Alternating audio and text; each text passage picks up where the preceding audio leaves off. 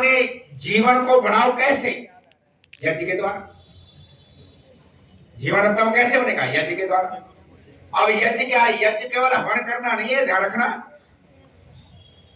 ये यज्ञ ही यज्ञ नहीं है, ये यज्ञ भी यज्ञ है। केवल हवन करना यज्ञ नहीं है। ऋषियों ने, स्वामी जान ने ऋषियों की पद्धति बताई। यहां बात 10 कुंटल घी लगा देंगे और 14-15 कुंटल सामग्री लग जाएगी, पर ऐसे महायज्ञ नहीं कहा गया। ये ध्यान रखना, वे साल भर में एक बार होता है।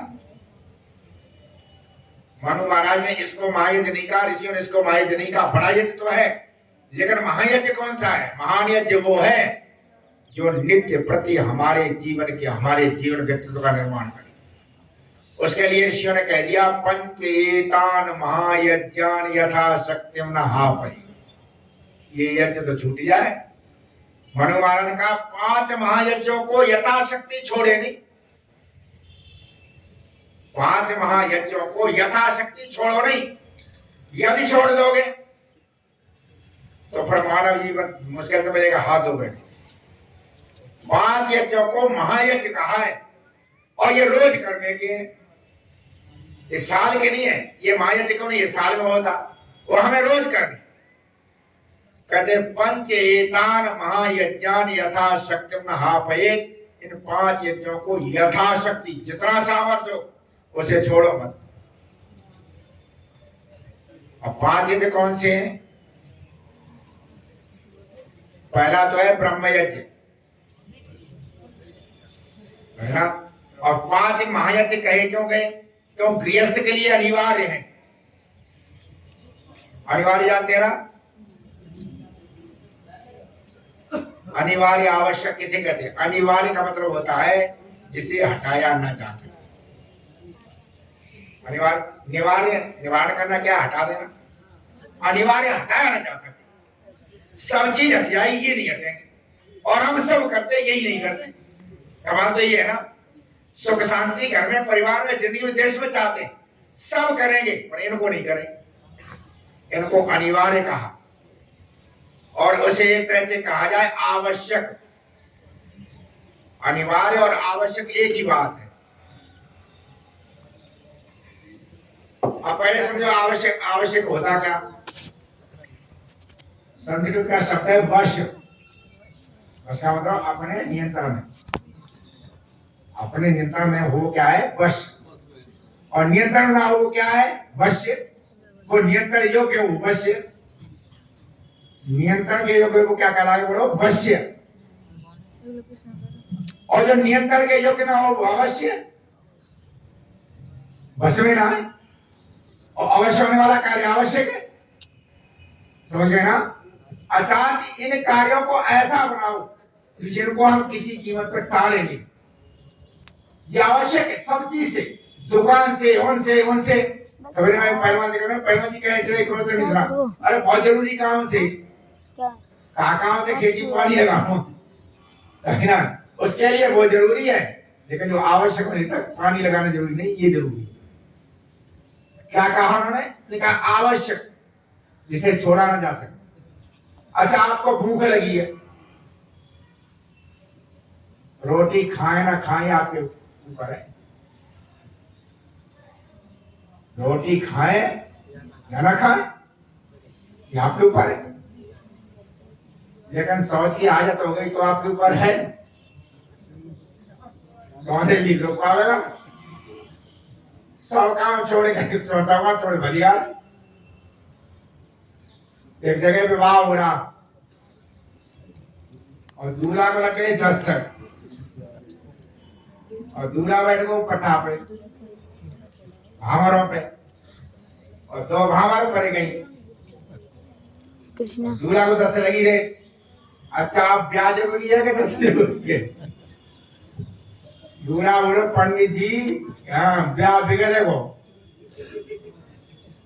ब्याह बिगड़ेगो। पंडित ने कही कैसे बिगड़ जाएगो? हमें सारी ब्याह के मंत्र याद है कि तू कितने मंत्र बोल रहे? सब विवाह के मंत्र याद है, तू कितने बोले? ब्याह नहीं रुके। हमारी बात क्या है? अरे कान में कही तो तोड़े, कान में कही तो मामा लोग तो पहले वहां जा, मामा लोग तो बिगड़ जाएगा, तो वही जा गया पेट साफ करके तोड़ गया कर ले गया। अच्छा ब्याह का आवश्यक क्या था? दर्द से है ना, दर्द का वहां आवश्यक नहीं, वो हट नहीं सकते, भावा तो फिर पड़ जावे। लेकिन तो ऋषियों ने डॉक्टर साहब इतना जरूरी कह दिया, जब इतना आवश्यक है तभी काम बनेगा ना।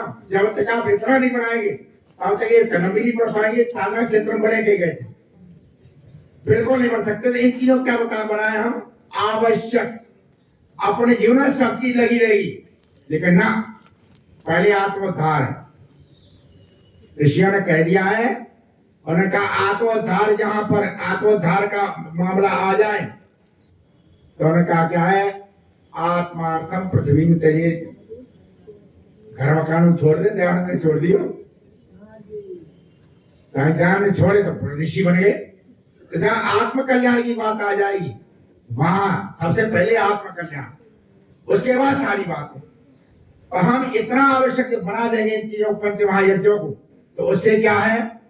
आयु यज्ञ कल्पना वेद का आदेश का पालन होगा, हमारी आयु यज्ञमय हो। तो यज्ञ जो बताए हैं 5 यज्ञ में सबसे पहला क्या है? ब्रह्म यज्ञ। सबसे पहला क्या है? ब्रह्म यज्ञ, जिसे क्या कहते हैं? संध्या। क्या कहते हैं? संध्या। इसे ब्रह्म यज्ञ कहते हैं, संध्या भी कह देते हैं। ब्रह्म यज्ञ रोज करने का, जो संध्या नहीं करता है या उसकी उपेक्षा करता है, वो अपनी उपेक्षा कर रहा। हानि में वो है नित्य प्रति। अपने यहाँ आर्य समाज में जिन लोगों ने कार्य किए है ना, संध्या का कितना महत्व समझते?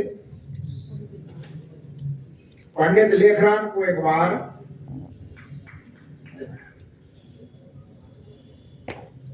लाहौर पहुंचे जाए, पानी नहीं था नहाने के लिए।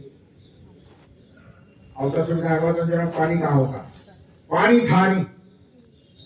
पंडित लेखराम गए तो पानी था नहीं, संध्या का समय हो गया। अरे सिगरेट बात कर रहा, इधर सुनाई बात कर रहा। लेखराम में पानी था नहीं। जब पानी था नहीं तो लेखराम जी बैठ गए संध्या करने, हाथ पर कुछ नहीं धोए। तो दूसरे उपदेश सकते उन्होंने मजाक में कहा, बिना हाथ पर धोए उसके संध्या करने गए, उनकी संध्या कर आए, उनकी लाहौरी संध्या है। मजाक का ये लाहौरी संध्या है, बिना हाथ पर धोए बैठ गए। तो पंडित लेखराम हंसते हुए कहा, मेरे भाई, नहाना एक कर्म है, संध्या करना एक धर्म है। नहाना एक कर्म है, संध्या करना एक धर्म है। पानी नहीं मिला है तो कर्म तो छूट गया, लेकिन धर्म को छोड़ दो, तुम्हारे अधीन है। भाई पानी नहीं मिला, ये तो दूसरे के अधीन नहीं मिल पाया, लेकिन संध्या तुम्हारे अधीन था। धर्म आत्मदार के लिए, आगे परिवार के धर्म को छोड़ो, धर्म नहीं छोड़ना चाहिए। अच्छा, ऐसे दीवाने ये लोग थे जिन्होंने चाहे भले ही कर्म छूटा, धर्म नहीं छूटा। यही कारण है कि आज दिन तक उनकी जय बोली जाती है, ऐसे नहीं बोली जाती। पंडित लेखराम को अब तक याद किया जाता, गुरुदत्त को अब तक याद किया जाता। क्यों किया जाता? असली अर्थ ने जीवन के तत्व को समझा, इन चीजों को कितनी गहराई तक थी। मैं कभी कभी विचार करता हूं कि आर्य समाज का इतना प्रसार कैसे हुआ, 200 देशों तक पहुंचे। ये वैसी योजनाओं से नहीं हुआ, ये जीवनों से हुआ। व्यक्तित्व ऐसा था। पंडित लेखराम ने अपने को पूरी तरह समर्पित कर दिया। अब तो जीवन आर्य समाज का है। लाहौर से जा रहे कहीं पर कोयटा जा रहे था, वहां को उनके रिश्तेदार, रास्ते में एक जगह थी, वहां उनके रिश्तेदार जो खत्म हो गए, वहां भी जाना। तो बस अड्डा जो करे वो 40 किलोमीटर था, गए और आए। एक उनके संग थे। अच्छा, जब सवाल समाज को दे दिया तो हिसाब दे देते थे, किराया मिल जाता, अपना तो कुछ था नहीं। तो पंडित जी ने हिसाब दिया, पंडित जी ने हिसाब दिया तो 40 किलोमीटर का आना जाना उसकी पैसा नहीं लगाए।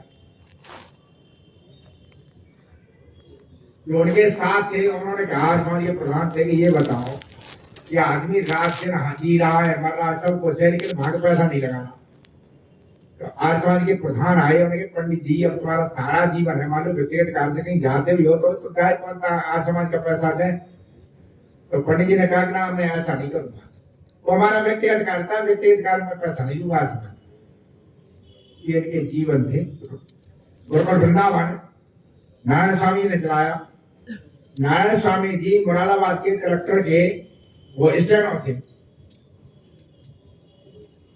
जब ये हुआ कि हमने तो वो हुआ घर छोड़ करके आर्य समाज को देखना है, दुर्भाग्य ऐसा हुआ पत्नी भी मर गई और बालक था वो भी मर गया। ये बोले कि मैंने ये सोचा था धर्म का काम करेंगे, अब परिवार को त्यागेंगे, लेकिन कमाल हो गया परिवार ही हमें त्याग गया। जब वहां पहुंचे, अब उस समय के कलेक्टर ने कहा, पंडित नारायण प्रसाद नाम था इनका, नारायण प्रसाद अब तुम्हारी 2 साल की और नौकरी हो जाए, 18 साल की 20 हो गई है, 2 साल और 20 साल की हो जाए तो पेंशन हो जाती।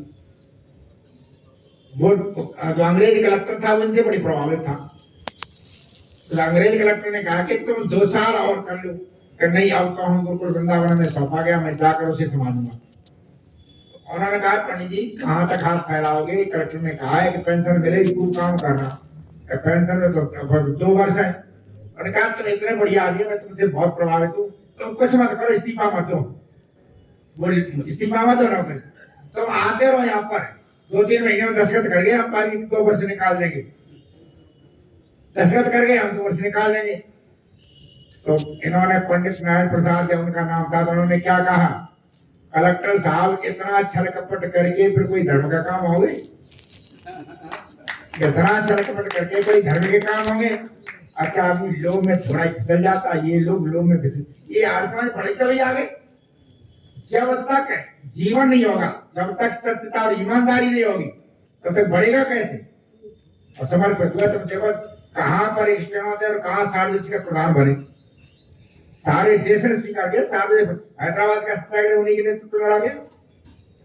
ऐसा जो हम अपने जीवन में अनिवार्यता लाएंगे 5 महायज्ञों की, तो निश्चित रूप से हमारा निर्माण होगा। समय हो गया है, केवल 5 यज्ञों गिनाते हैं। पहला यज्ञ क्या है बोलो, ब्रह्म यज्ञ।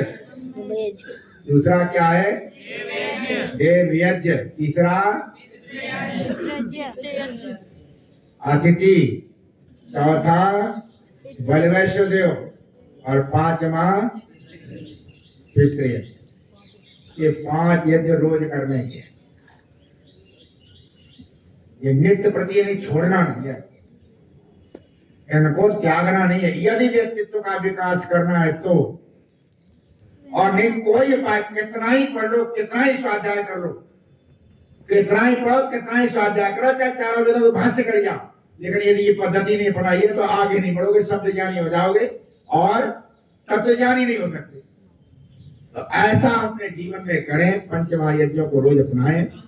शेष चर्चा हम फिर करेंगे। आप सबका बहुत धन्यवाद है। एक बात कहनी मेरे को। हाँ कह दो। ये बच्चे हैं, ये ऐसे बैठते हैं। अरे ये तो कई बार मैं कह चुका हूँ, इनके कमर बिल्कुल सीधी रहनी चाहिए। अगर व्याख्यान सुन रहे हैं या पुस्तक पढ़ रहे हैं या कोई, जिनकी कमर सीधी रहेगी वो तो आगे बढ़ेंगे, और जिनकी कमर टेढ़ी रहेगी वो जल्दी होंगे ना आगे बढ़ेंगे।